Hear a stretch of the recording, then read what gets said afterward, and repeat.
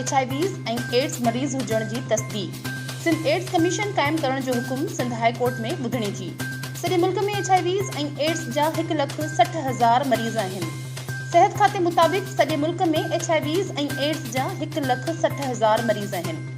सिंध में रजिस्टर्ड ऐं unregistered HIV ऐं एड्स जा 60,000 मरीज़ आहिनि। सिविल अस्पताल कराची में 5,544 वॾा ऐं 311 ॿार रजिस्टर्ड आहिनि। कराची में एड्स जे इलाज लाइ 6 ऐं बाक़ी सूबे में 3 सेंटर आहिनि। छा 3 सेंटरनि ते ग़रीब मरीज़नि खे इलाज जूं सहूलियतूं मिली सघंदियूं?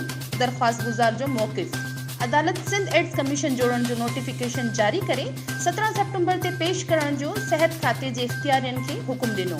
इरमनाज़, HRJDU न्यूज़, हैदराबाद।